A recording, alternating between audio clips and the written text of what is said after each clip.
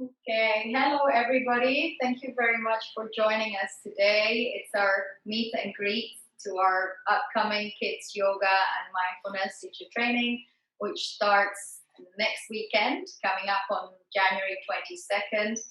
Friday start. So we're gathering today to say hello to everybody and to meet everybody who is joining us on the next edition, the first one for 2021 actually, and the third online training, which the beautiful 2020 brought to us in the joys of not really knowing what was going on, but at least we knew we could bring education to everybody through the screen. So here we are. My name is Carla. I will introduce myself and then talk a little bit more about the course and what we do and what's expected.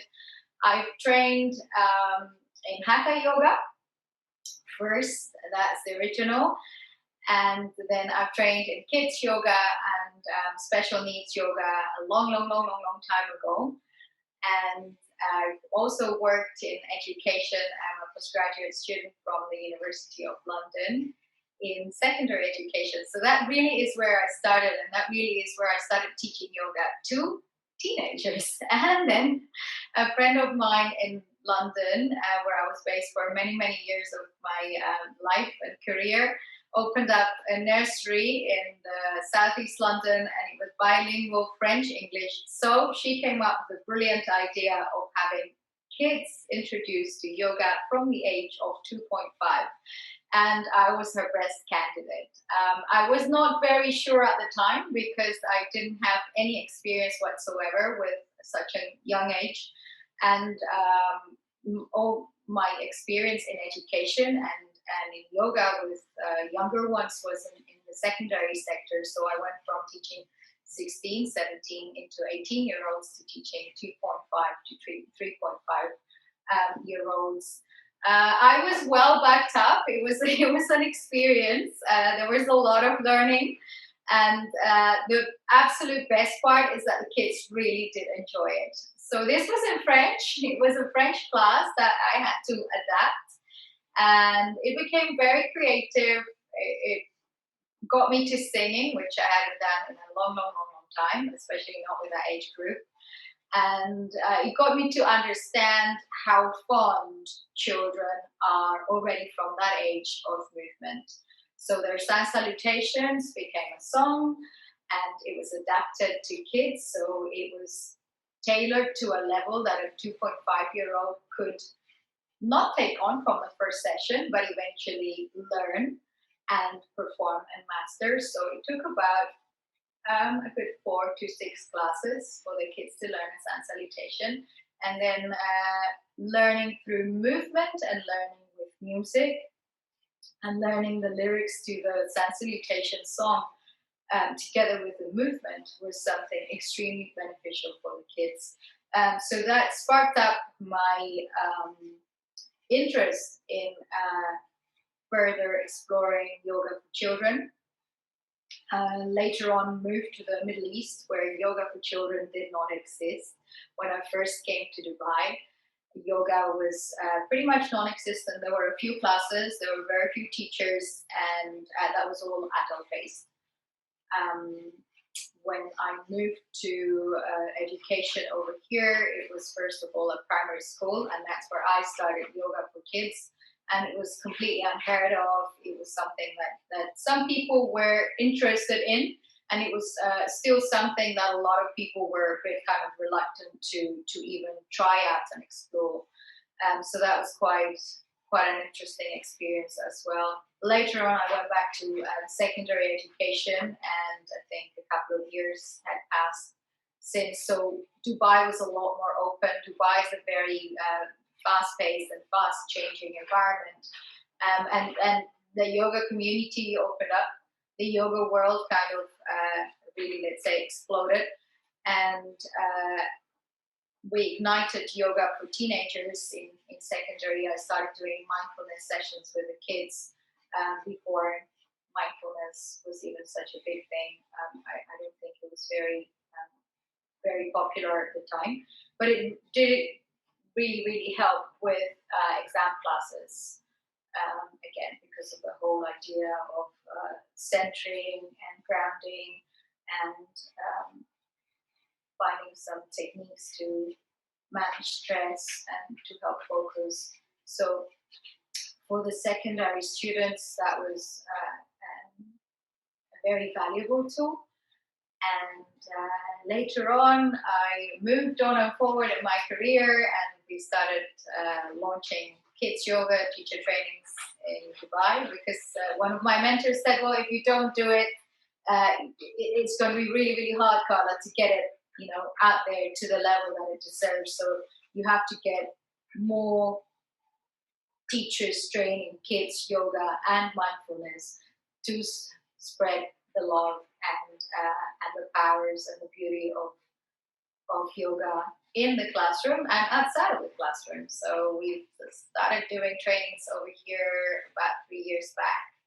Abu Dhabi was luckier, had trainings for a little bit longer, and now for the past 3 editions we've done online since May 2020, and we keep going through 2021. I don't know, perhaps this is just going to be the future. And the sections in the training that I take care of, Sasha will hopefully join us, and she will explain what she takes care of, but I don't know what's happening. Technically today, they're being challenged. There's 2 people, they're facing technical challenges. Okay, I'll tell you what sections are, and then perhaps you can ask me about those sections, and we give them a little bit more time to be able to join. I take care of the older kids, so children ages 9 and above, 12 and above, so that transition years, pre-adolescence, teens, pre-teens, tweens.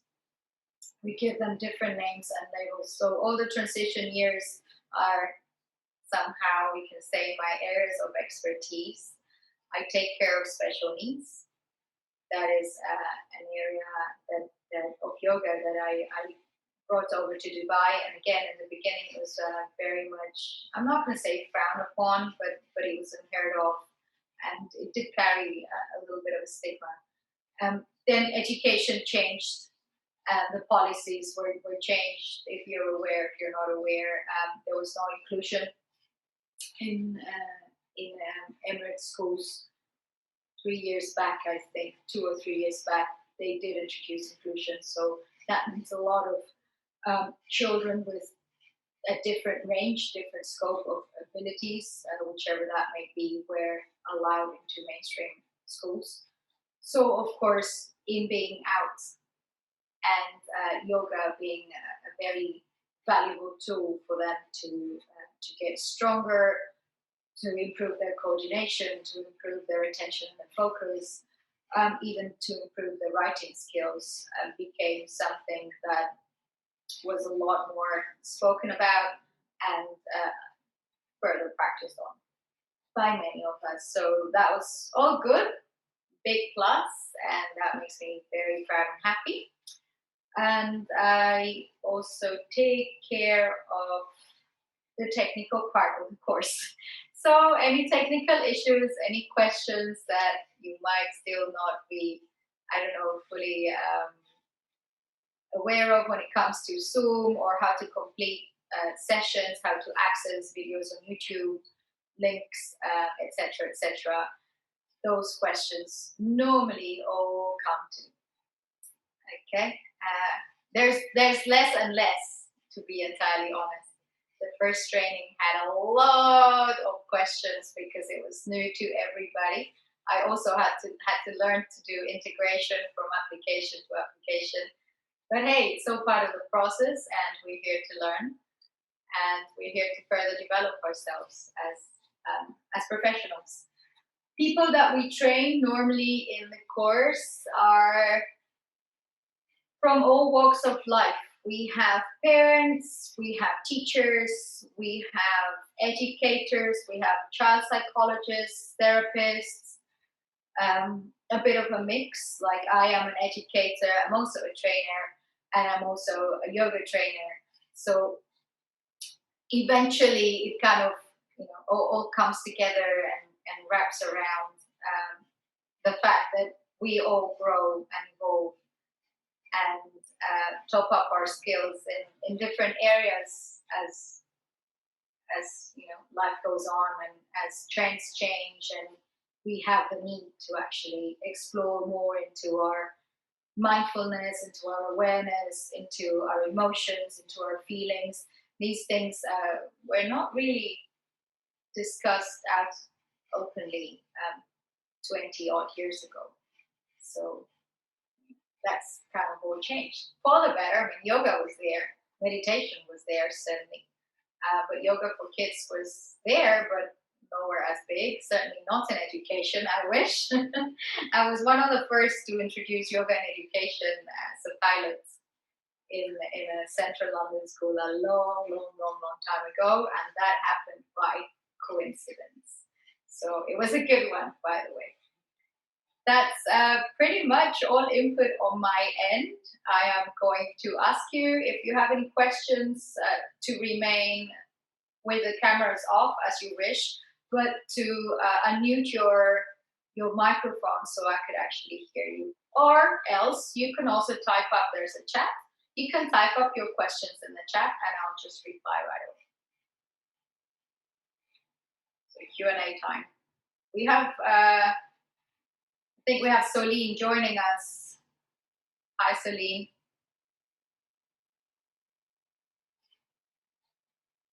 And I don't know if the people who were studying. Yes, hi. Yes, I had difficulty on joining on my computer, but it worked with another link. Don't ask me why. It says the meeting was not the good number. That's bizarre. I hear Sasha in trouble herself and another lady too. Right. Okay. There was a clash there. It happened. I had a question, Carla. Sure, please go. Thanks for the background. It's really helpful. I wondered about the course itself, whether or not the opportunity to teach to kids comes up. Is that part of the course? Through the course? Yeah, like as in, does the course contain like sessions where maybe towards the end where we're actually teaching yoga to the kids?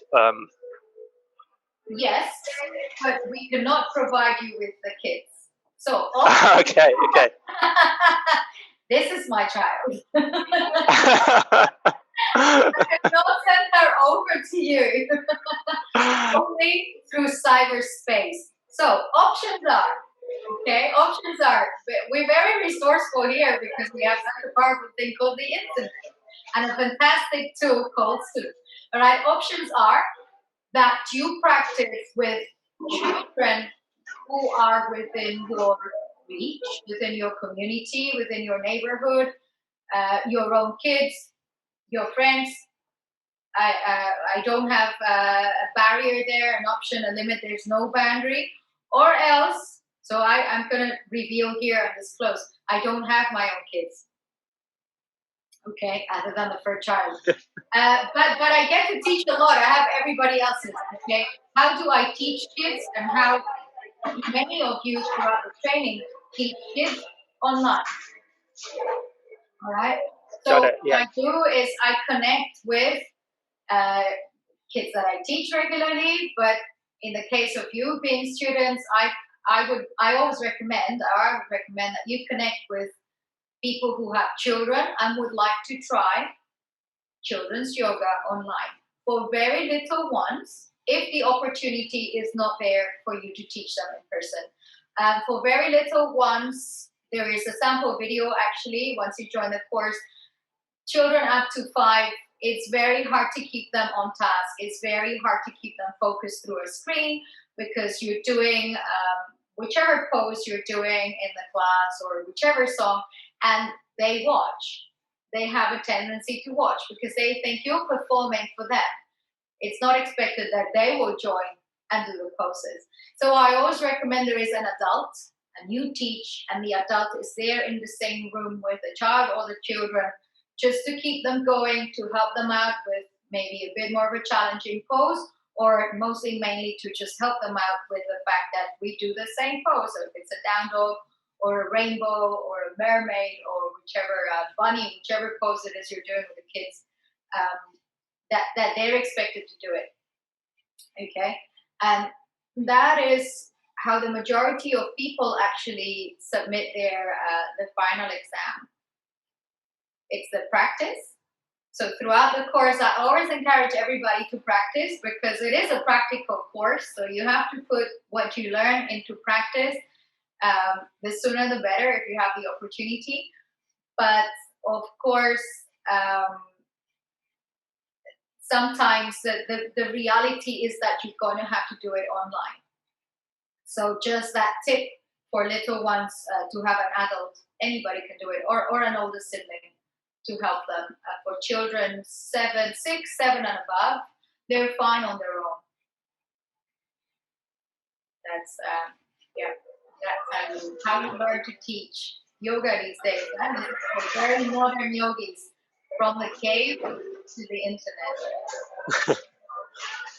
That's really helpful, and it's interesting that that's the age cutoff where that there is that age cutoff where you need to have the parents with them, and that's pretty consistently that age, is it? Or else you lose the kids, and any distraction in the room. If there's a ball, or there's a bicycle, or there's a scooter, they might just go on their scooter and they can go with action because you're moving, right? So what is movement for a 3-year-old? Be anything. Could be. Is that very? Sorry, I was just going to ask: is that very different when you're teaching it in person to teaching it online, or is it the age thing more than anything? It's the age group. They're just exploring. It's it doesn't mean that I'm in person and they're going to follow to the A what I do.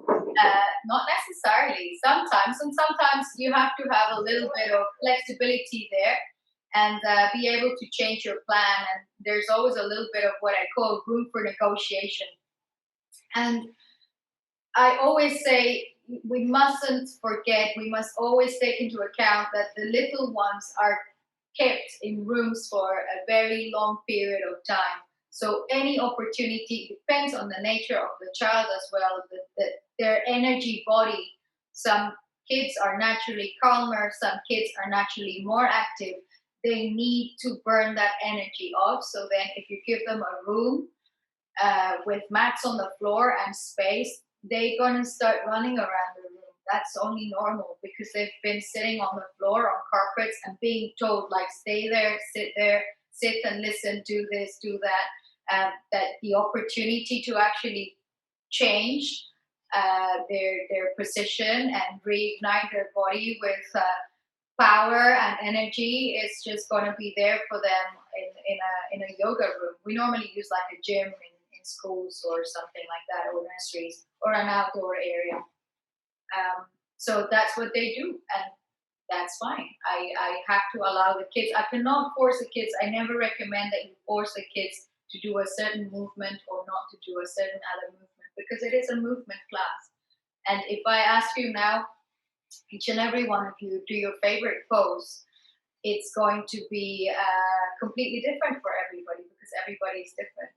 However, through yoga, when they have the practice, and they've been doing roughly sessions for a month and a half, 2 months, you start seeing they enjoy it and they follow a pattern and they've learned the poses and how that is beneficial to their body. Of course, they're not going to explain it like this. They're not going to understand.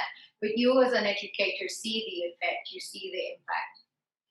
So that is what I remember the most, and I will never forget how impressed I was by the way the 2.5s, eventually grew older and turned 3, but how much they were actually enjoying the movement and how much of those patterns their bodies took on and how minor the disruption became over a period of 8 weeks' time. Okay, but you have to establish that routine. You have to establish that pattern, that discipline, and it's not the same for every child. Those of you who are educators, you have a couple, and or parents, maybe you agree, maybe you disagree. If you have any more questions,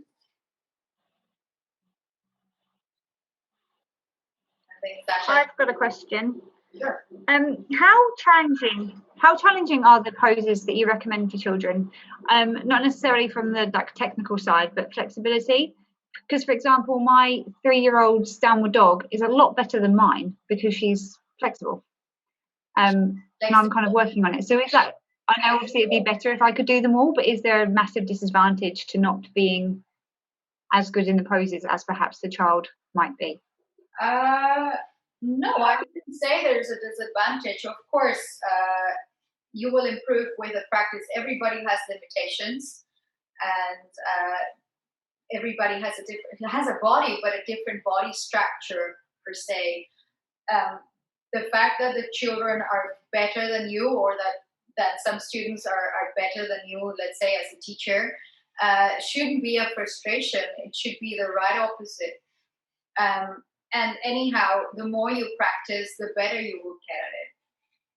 That's for sure. When it comes to, I'm just talking generally speaking, and when we have a bit more judgment of what a pose should look like technically. When it comes to 3, 4, 5, 6-year-olds, they have no judgment at all. So they mimic, they copy. I always encourage the teachers to be leading by example and to be as good an example as possible of a pose. But your body has the ability it has, and the strength and the flexibility and the mobility it has. I normally begin to explain this when the kids are 7, 8, 9. And of course, the range and variety of abilities, including my own, is super different. But that makes the richness in the class that we can learn from each other. You already know a little bit about the course because you've got the packet, and Carla's been speaking to you for a while. So I thought I could make it just to give you an example of how a portion of this course can help a child. So we're doing distance learning in Abu Dhabi now for the last 2 weeks. And at around this time of day, my boys get really worn down physically, mentally, emotionally, don't we all, right? So he's still got a little bit more to do, but I'm going to offer him a relaxation, like a little quick opportunity to recharge his batteries and to help him feel more energized to go back. So I thought since you're here, we could just do that together. And you could see me do it because this is the exact same time I do it every day. And I also wanted to share a little bit about, our online course. So as you know, we've graduated a few groups now. It's getting better and better every time. We're really excited to bring it back, and it's very flexible and able to meet your schedule and your needs. And it's a lot of fun. We really get a chance to explore our inner child and to get more connected towards different pathways, not just to help ourselves, but to help children. You do not have to be a perfect yogi. You do not have to be super flexible. It's a learning curve on so many platforms, and it's all about just being present, taking it day by day, and enjoying the journey together to grow together. All right, you guys, this is my eldest, Kyle Quince. He's had a long day. He's 7, going on 8. Do you want to lay down? You're going to see the spaghetti relaxation. Maybe Kitty will lay down with you too. Funny. All right, come. I think he agreed. All right. Hey, can you lay sideways this way where your head's there? All right, so you won't be able to hear the music, but we do like a certain song that we play that is going to start now. Okay. So let's just close our eyes. Take a deep breath in. Let it out. Try to reach towards your head. Nice one more. Another one.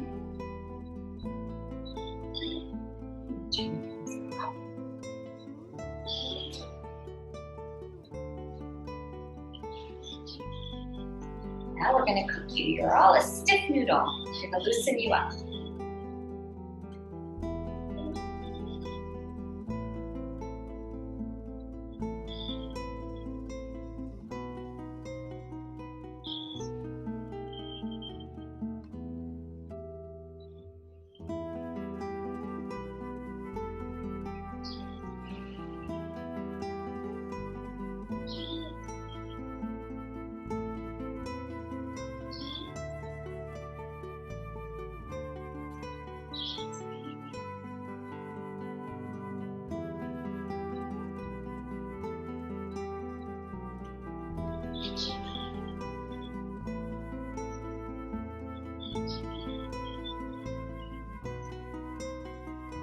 You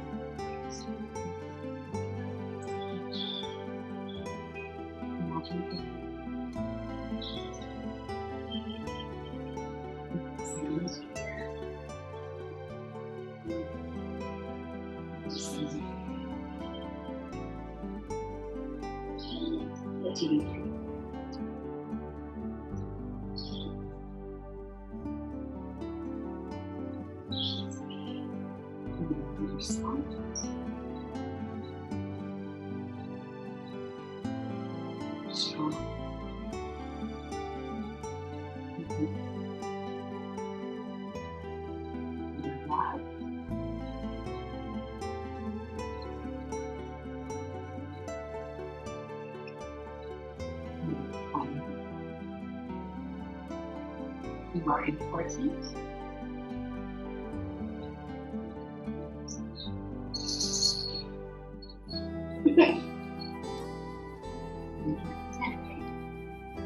Breath in. Stay in your favorite place in nature. Into 10, stay in your favorite. 1, 2,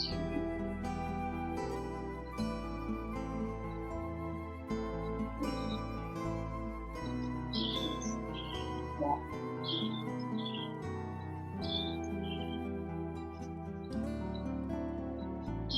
6,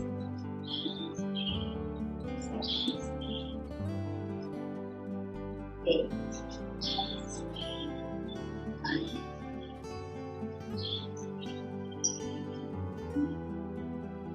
10 is complete. You're ready to rock.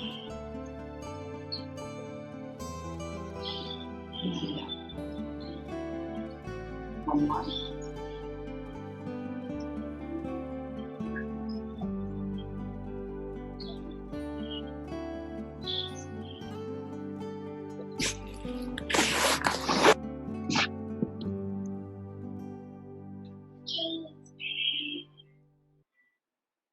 So that, ladies, is an example of a relaxation that you can do. How was it? Good. What does it help you with the most, do you think? Relaxing my body. Mm-hmm. Good. Which part's your favorite? What do you mean, which parts? Like when I cook you? Or when you breathe? Or when I cook you. Okay. All right. Thank you. High five. Well done. I'll see you in 5 to get back to work. Okay, Donna and Jocelyn, I hope you enjoyed that. That is an example of a relaxation you can do in a kids yoga class, and one that we will be learning in our course, a variety of different ones. That was just one example. Okay, Carla, over to you. Yeah, thank you. Thank you for that lovely relaxation. It was really soothing. Super nice. It was nice to see your kitty as well in the background. Yeah. Cats really do enjoy the yoga, the relaxation, and the meditation. Absolutely. I will show you another demo of how to use the Hoverman sphere. Kayam, do you want to join me? So we show people how to use it. Maybe. We'll let him decide. Right, so using the Hoverman sphere is very simple, is a very powerful technique. We use it to explain children and adults sometimes what happens with our body and to our body when we breathe in. Our bodies expand, and when we breathe out, our bodies contract again. So it's like breathing into our nose. We encourage nose breathing, breathing into our throat, breathing into our chest and our lungs, and very, very slowly we encourage the kids to open up, to remain focused, and open up as they inhale all the air, breathing into their nose, getting past the throat, the chest, the lungs, and reaching all the way down if they can to their belly, and then breathing out from their belly, keeping the navel to the spine, and exhaling, breathing out through the nose, making the sphere small again in a long, long, long, long, long exhale. If you wish to join me and follow what happens to our body as we breathe in, it expands. As we breathe out, it contracts. If you have a Hoverman sphere, that's great. You can use it, or any other object, any other toy that can expand and contract, that's great. If not, we can just use our hands and have an imaginary ball in between our hands. Sometimes when I teach online, this is what we do. The children have an imaginary ball and they let the space in between the hands grow apart and then come back together again, or almost together, almost touching. So we're going to do just one quick exercise to really focus on our breath. Coming up to a cross-legged position, or if you cannot cross your legs because you're on a chair, I would encourage you to keep your feet down onto the floor or onto the ground. Bring your awareness to your shoulders. Keep your spine nicely tall and relaxed. And slowly hold your hands apart, creating an imaginary space in between your hands. Slowly grow your hands apart as you breathe into your nose. Very, very slowly begin to expand, making the space in between your hands grow bigger and wider apart. Keep breathing into your nose. Try breathing down past your throat, into your chest and your lungs. See what happens to your lungs as they expand. And if you can, push the breath all the way down, really reaching down to your belly button. This is how big your belly button is going to get. Taking in all that air, and now slowly we're going to breathe out very, very, very slowly from our belly button. Exhaling through our nose, emptying out our bellies, our lungs, our chest, our throat, and fully exhaling through our nose, bringing our hands back together.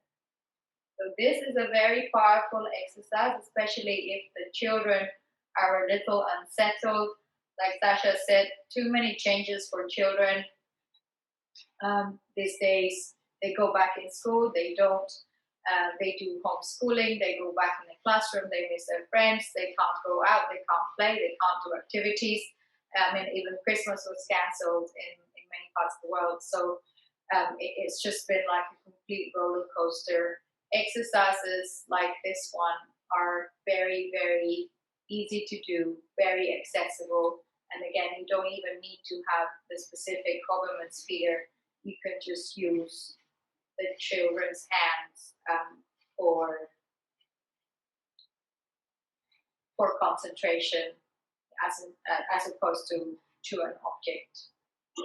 Another good exercise, especially if you're classroom based, or if you're classroom based but teaching virtually, tons and tons and tons of options now. Okay, you can express feelings and emotions, so you can make an imaginary circle and get every child to take part and express how they're feeling today, and say something good about themselves or say something good about somebody else. Or you can also, this is what we used to do in person, and put underneath the mats, get a small card. You can do it with a post-it note, or get as creative as you wish with the cards, and put just a positive word.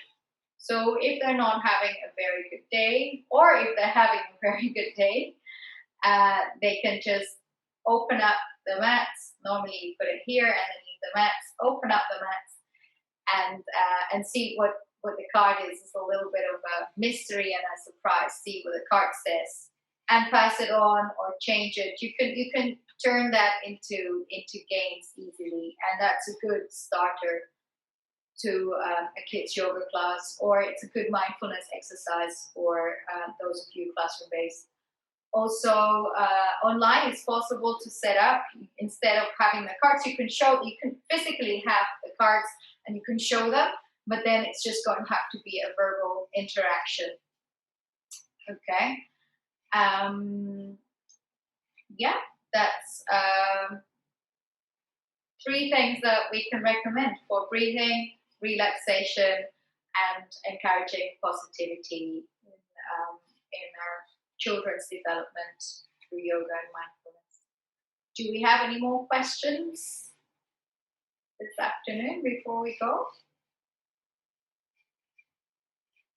No, you can type it up in the chat, or okay, nothing else here. All right, so we are starting back again on January 22nd. We still have a couple of spaces available, so if you wish to register, please get back in touch. You have all our contact details in the information packs and social media. So either contact Sasha or Carla and let us know that you wish to go ahead with your registration and join us online on our first online course of 2021, but already our 3rd, because we did well over 2020 in quickly adapting to the demands of being modern yogis and being forward thinking and being positive to spread the love of yoga globally to children globally. Better said. Thank you very much for joining us this afternoon or this morning or this night. Depends on which part of the world you're connecting from and joining us. Let's bring our hands together, reach our hands over the crown of our heads. Let's say goodbye like yogis, reaching our hands over the crown of our head, over our mouth and our throat, and over our hearts. Namaste. Thank you very much for your time, and very much looking forward to seeing you on January 22nd and to hearing back from you real soon. Bye now. Bye, Miss Carla. Bye. Thank you.